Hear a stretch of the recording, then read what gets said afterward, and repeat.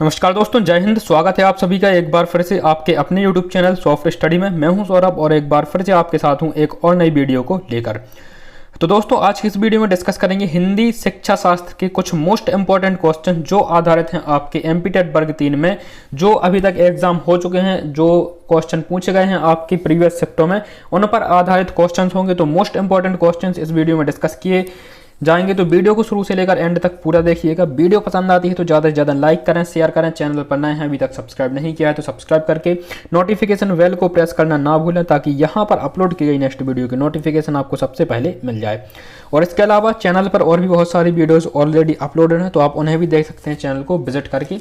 हर एक टॉपिक पर वीडियो आपको चैनल पर देखने को मिल जाएगी, जिनके माध्यम से आप तैयारी को और भी अच्छे तरीके से कर सकते हैं। स्टार्ट करते हैं इस वीडियो को पहले क्वेश्चन के साथ में। तो दोस्तों, पहला क्वेश्चन आपकी स्क्रीन पर है। लिखा हुआ है कि शिक्षकों को पाठ के विकास के साथ साथ बीच बीच में उपर्युक्त प्रश्न पूछते रहना चाहिए। जब आप एक शिक्षक हैं, आप क्लास में बैठे हैं और आप बच्चों को कोई पाठ पढ़ा रहे हैं, तो उसके बीच बीच में उनसे क्वेश्चन पूछते रहना चाहिए। इससे आप सहमत हैं, असहमत हैं, अनिश्चित हैं, या फिर सदैव ऐसा नहीं करना चाहिए? तो इससे क्या होगा?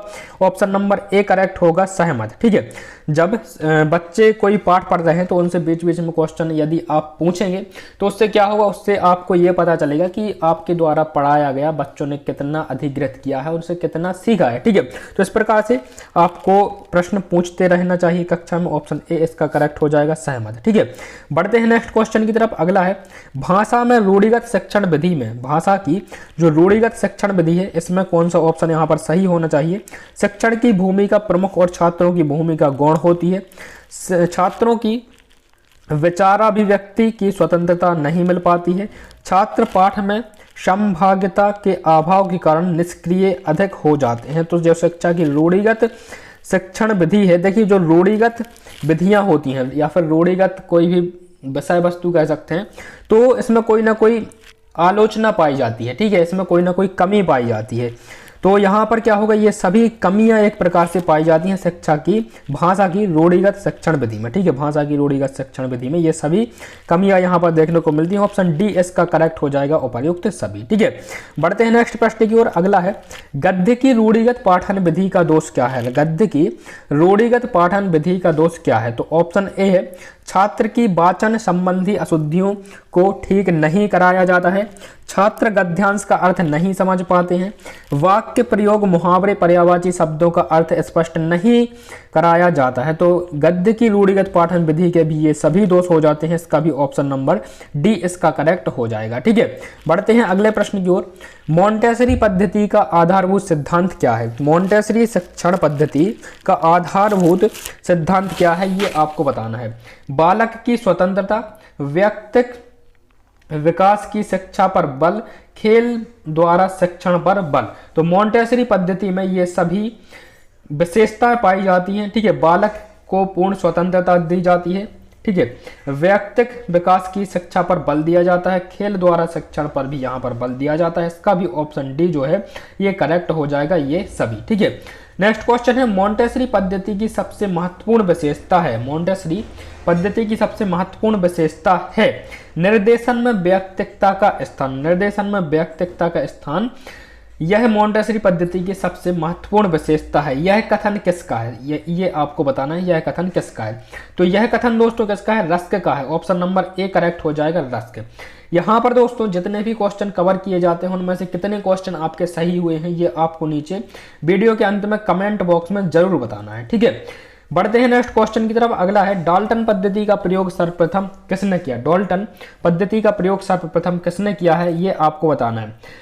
ड्यूवी ने, हेलन ने, फ्रोवेल ने, या फिर इनमें से कोई नहीं। जो डाल्टन पद्धति का सर्वप्रथम प्रयोग किसने किया था? हेलन ने किया था। हेलन, ऑप्शन नंबर बी इसका करेक्ट हो जाएगा। हेलन द्वारा सर्वप्रथम प्रयोग किया गया था डाल्टन पद्धति का। ठीक है, नेक्स्ट क्वेश्चन की तरफ बढ़ते हैं। अगला है, भाषा शिक्षण में डाल्टन पद्धति के दौरान, भाषा शिक्षण में डाल्टन पद्धति के दौरान विद्यार्थी स्वप्रेरणा से कार्य करते हैं, मौखिक भाषा का विकास होता है, स्वतंत्रता पूर्वक कार्य नहीं कर पाते हैं, या फिर शिक्षण और प्रयोगशाला की आवश्यकता कम पड़ती है। तो देखिए, जो डाल्टन पद्धति है, डाल्टन पद्धति में विद्यार्थियों को स्वतंत्रता प्रदान की जाती है। ठीक है, इसलिए विद्यार्थी क्या होते हैं?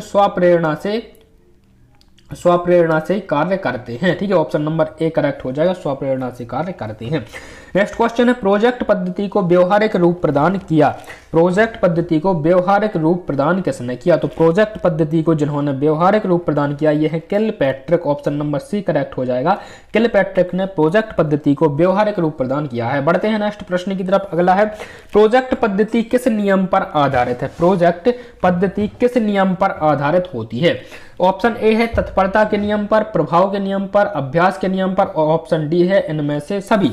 तो प्रोजेक्ट पद्धति जो है इन सभी नियमों पर आधारित होती है। ठीक है, प्रोजेक्ट पद्धति में तत्परता, प्रभाव, अभ्यास, इन सभी के माध्यम से बालक ज्ञान अधिग्रहित करता है, उन्हें सीखता है। ठीक है, नेक्स्ट क्वेश्चन की तरफ चलते हैं। अगला है भाषा शिक्षण की दृष्टि से निम्न में से कौन सी पद्धति छोटे बालकों के लिए उपयोगी है? भाषा शिक्षण की पद्धति से कौन सी भाषा शिक्षण की दृष्टि से निम्नलिखित में से कौन सी पद्धति छोटे बालकों के लिए उपयोगी है? तो यहाँ पर जो इसका सही आंसर आपका हो जाएगा खेल पद्धति, प्रोजेक्ट पद्धति, डाल्टन पद्धति या फिर किंडरगार्टनर पद्धति। तो कौन सी पद्धति हो जाएगी दोस्तों? किंडरगार्टनर पद्धति। ठीक है, किंडरगार्टनर पद्धति इसका सही आंसर हो जाएगा। Option number D. कैसे याद रख सकते हैं? तो देखिए एक किंडर जॉय नाम की एक टॉफी आती है। ठीक है, किंडर जॉय, तो देखिए उसी से आप इसे याद रख सकते हैं। किंडरगार्टनर छोटे बालकों के लिए उपयोगी यह पद्धति है। ठीक है, नेक्स्ट क्वेश्चन है प्राथमिक कक्षाओं में खेल द्वारा शिक्षण विधि के अंतर्गत हिंदी शिक्षण किस प्रकार बेहतर रहती है? प्राथमिक कक्षाओं में खेल द्वारा शिक्षण विधि के अंतर्गत हिंदी शिक्षण किस प्रकार बेहतर रहती है, ये आपको बताना है। तो इसका जो करेक्ट आंसर आपका हो जाएगा ऑप्शन नंबर कौन सा? ऑप्शन नंबर आपका बी करेक्ट हो जाएगा, रिक्त स्थानों की पूर्ति द्वारा। रिक्त स्थानों की पूर्ति द्वारा यदि शिक्षण कराया जाता है इस माध्यम से, तो ये सबसे उपयुक्त विधि होगी प्राथमिक कक्षाओं में बालकों के लिए। ठीक है, नेक्स्ट क्वेश्चन की तरफ चलते हैं। अगला है खेल द्वारा शिक्षण विधि के अंतर्गत उच्च कक्षाओं के लिए किस विधि का प्रयोग किया जाता है? खेल द्वारा शिक्षण विधि के अंतर्गत उच्च कक्षाओं के लिए, ठीक, उच्च कक्षाओं के लिए किस विधि का प्रयोग किया जाता है, ये आपको बताना है। ठीक है, तो इसका जो करेक्ट आंसर हो जाएगा उच्च स्तरीय विभिन्न प्रतियोगी खेलों का, परिभाषाओं की होड़ का खेल, समस्या पूर्ति का खेल या फिर उपर्युक्त में से सभी। तो इसका जो करेक्ट आंसर हो जाएगा कौन सा हो जाएगा? ऑप्शन नंबर आपका डी, उपर्युक्त सभी। ये सभी विधियां उच्च कक्षाओं के लिए प्रयोग की जा सकती हैं। ठीक है, नेक्स्ट क्वेश्चन की ओर चलते हैं। अगला है खेल द्वारा शिक्षण विधि के अंतर्गत माध्यमिक कक्षाओं हेतु उपयोगी विधि कौन सी है?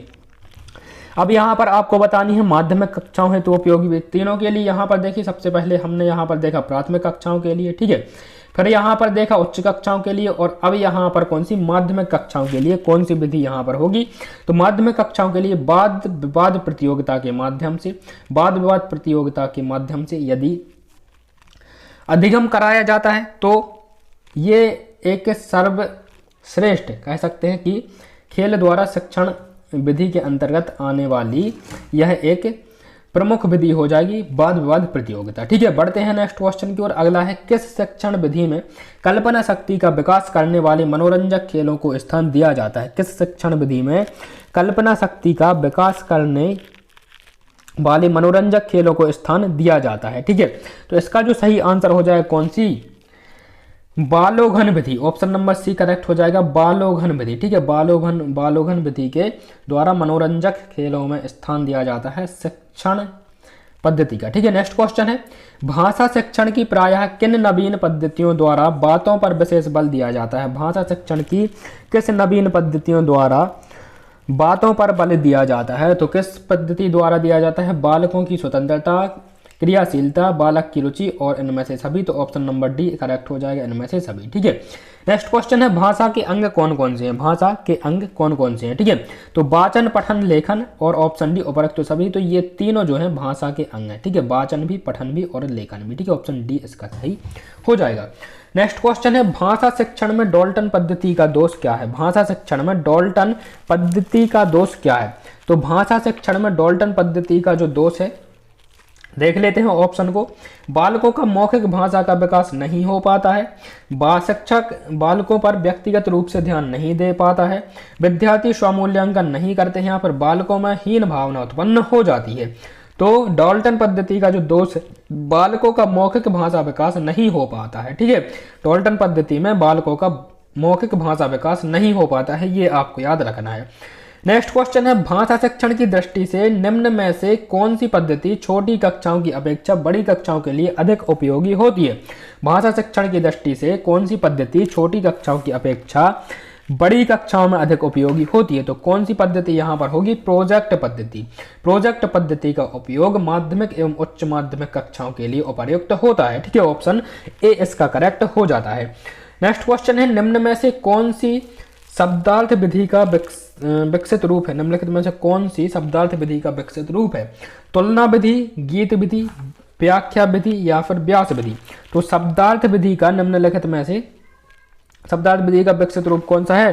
तो यहां पर हो जाएगा आपका व्याख्या विधि। ऑप्शन नंबर सी करेक्ट हो जाएगा, व्याख्या विधि। ठीक है, नेक्स्ट क्वेश्चन की ओर बढ़ते हैं। किस विधि के द्वारा पढ़ाने पर पद्य के गुण दोष की आलोचना करनी पड़ती है। किस विधि द्वारा पढ़ाने पर पद्य के गुण दोष की आलोचना करनी पड़ती है। तो कौन सी विधि यहां पर हो जाती है जिसमें पद्य की आलोचना करनी पड़ती है। ठीक है, तो पद्य की आलोचना, तो यहां पर जो इसका करेक्ट आंसर होगा कौन सा, समीक्षा विधि। समीक्षा विधि, समीक्षा विधि के द्वारा पढ़ाने पर पद्य के गुण दोषों की आलोचना करनी पड़ती है। ऑप्शन में नहीं है। ठीक है, एक ऑप्शन को चेंज करेंगे यहाँ पर, समीक्षा विधि। ठीक है, नेक्स्ट क्वेश्चन की तरफ बढ़ते हैं। अगला है, निम्नलिखित में से कौन सी विधि रचना शिक्षण की विधि नहीं है। कौन सी विधि रचना शिक्षण की विधि नहीं है। तो रचना शिक्षण की विधि कौन सी नहीं है, सूत्र विधि। ऑप्शन डी सी करेक्ट हो जाएगा, सूत्र विधि जो है रचना शिक्षण की विधि नहीं है। नेक्स्ट क्वेश्चन, निम्न में से रचनात्मक शिक्षण की विधि नहीं है। निम्नलिखित में से कौन सी रचनात्मक शिक्षण की विधि नहीं है। तो देखिए, और इसमें से नीचे दिए गए विकल्पों में से कौन सा सही हो जाएगा। तो यहां पर सही हो जाएगा आपका ऑप्शन डी, भाषा संसर्ग विधि। ये जो है रचनात्मक शिक्षण की विधि नहीं है। नेक्स्ट क्वेश्चन की तरफ बढ़ते हैं। प्राथमिक स्तर पर कविता शिक्षण की प्रणाली। प्राथमिक स्तर पर कविता शिक्षण की प्रणाली कौन सी होगी, गीत, अभिनय, व्याख्या या फिर ए तथा बी दोनों। तो प्राथमिक स्तर पर कविता शिक्षण की जो प्रणाली होगी, गीत एवं अभिनय। ऑप्शन डी करेक्ट हो जाएगा, ए तथा बी दोनों। ठीक है, प्राथमिक स्तर पर ये कविता शिक्षण की प्रणालियां हो जाती हैं। नेक्स्ट क्वेश्चन है, नैदानिक परीक्षण का उद्देश्य क्या है। नैदानिक परीक्षण का उद्देश्य क्या होता है। छात्रों की अभिव्यक्ति का सुधार करना, छात्र की भाषा संबंधी क्षमता का मूल्यांकन करना, छात्र की कमजोरियों का पता लगाना एवं उनको क्या करना, उसका निदान करना। ऑप्शन सी करेक्ट हो जाएगा, नैदानिक परीक्षण का उद्देश्य क्या होगा, छात्रों की कमजोरियों का पता लगाना एवं उसका क्या करना, उसका निदान करना। ये नैदानिक विधि का, नैदानिक परीक्षण का सबसे प्रमुख उद्देश्य हो जाएगा। ठीक है, नेक्स्ट क्वेश्चन है, कविता शिक्षण की विशेषता क्या है। कविता शिक्षण की विशेषता क्या है। अनुभूति की प्रधानता होती है, संगीतात्मकता और रसानुभूति। तो इसका भी करेक्ट आंसर हो जाएगा ऑप्शन डी, इनमें से सभी ये जो है कविता शिक्षण की विशेषता है। नेक्स्ट क्वेश्चन है, कहानी शिक्षण का उद्देश्य। कहानी शिक्षण का उद्देश्य क्या है। छात्रों को भाषा शैली, मुहावरों से अवगत कराना, छात्रों को जीवन के प्रति यथार्थता एवं स्वाभाविकता का ज्ञान कराना, छात्रों में भावनात्मक तथा चारित्रिक गुणों का विकास कराना। तो कहानी शिक्षण का ये सभी उद्देश्य हो जाएंगे। ऑप्शन डी भी इसका करेक्ट हो जाएगा, उपयुक्त सभी। नेक्स्ट क्वेश्चन है, व्याकरण शिक्षण के पाठ कितने प्रकार के होते हैं। व्याकरण शिक्षण के पाठ कितने प्रकार के होते हैं। तो दोस्तों ये 3 प्रकार के होते हैं। ऑप्शन डी करेक्ट हो जाएगा, 3 प्रकार के। अगला क्वेश्चन है दोस्तों, निम्नलिखित में से दृश्य श्रव्य उपकरण है। निम्नलिखित में से कौन सा दृश्य एवं श्रव्य उपकरण दोनों है। ठीक है, तो कौन सा है, ये आपका दूरदर्शन या फिर टेलीविजन। क्या है, दूरदर्शन या फिर टेलीविजन। दूरदर्शन मतलब जो हम दूर से बैठकर दर्शन कर सकते हैं किसी दूसरी वस्तुओं की, दूसरी जगह की, दूसरे चित्रों की, इसे हम दूरदर्शन कहते हैं। ठीक है, तो देखिए दूरदर्शन या फिर टेलीविजन जो अपनी टीवी होती है, इसके बाद ये एक दृश्य श्रव्य उपकरण दोनों हो जाता है। रेडियो की बात करते हैं तो रेडियो केवल श्रव्य उपकरण है, इसके माध्यम से केवल सुन सकते हैं। टेलीफोन भी एक श्रव्य उपकरण होगा। ठीक है, जो ग्रामोफोन है यह क्या होगा, यह आपका क्या हो जाएगा, इसमें लिखित संदेश भेजे जाते हैं। ठीक है, तो यहाँ पर देखिए क्या हो जाएगा, ऑप्शन सी करेक्ट हो जाएगा, दूरदर्शन। ठीक है, नेक्स्ट क्वेश्चन है, भाषा शिक्षण को उन्नत बनाने का साधन क्या है। भाषा शिक्षण को उन्नत बनाने का साधन क्या है, श्यामपट्ट, पाठ्यपुस्तक, मानचित्र। ऑप्शन डी ये सभी इसका करेक्ट हो जाएगा। ठीक है, नेक्स्ट क्वेश्चन और इस वीडियो का अंतिम क्वेश्चन, मातृभाषा शिक्षण का सिद्धांत निम्नलिखित में से है। मातृभाषा शिक्षण का सिद्धांत, अभिप्रेरणा का सिद्धांत, रुचि का सिद्धांत, क्रियाशीलता का सिद्धांत या फिर इनमें से सभी। तो देखिए मातृभाषा का जो सिद्धांत है तो यहाँ पर भी इसका सही आंसर ऑप्शन डी होगा, ये सभी। ठीक है, इसमें जो हमने ये पढ़े हैं आज के क्वेश्चंस में, ज़्यादातर क्वेश्चन के आंसर ये सभी रहे हैं, लेकिन एग्जाम में ऐसा नहीं हुआ। एग्जाम में आपको सभी ऑप्शन को ठीक से पढ़ना है, फिर उसका आंसर करना है। ठीक है, तो ये थी दोस्तों वीडियो। कैसी लगी कमेंट बॉक्स में जरूर बताएं। यदि आपको वीडियो अच्छी लगी हो तो ज़्यादा से ज़्यादा लाइक करें। जितने ज़्यादा लाइक आएंगे, सबसे पहले तो आप लोगों का सपोर्ट महत्वपूर्ण है। जितना ज़्यादा आप लोग सपोर्ट करेंगे, वीडियो को शेयर करेंगे, तो क्या है, नेक्स्ट वीडियो बनाने के लिए प्रेरणा मिलती है। यह भी एक अभिप्रेरणा का कार्य करती है। ठीक है, इसलिए वीडियो को ज़्यादा से ज़्यादा लाइक करें, शेयर करें, ताकि इस पर ज़्यादा से ज़्यादा लोग इसे देख पाएँ। तो मुलाकात होगी नेक्स्ट वीडियो में, तब तक के लिए नमस्कार, जय हिंद, वंदे मातरम, धन्यवाद।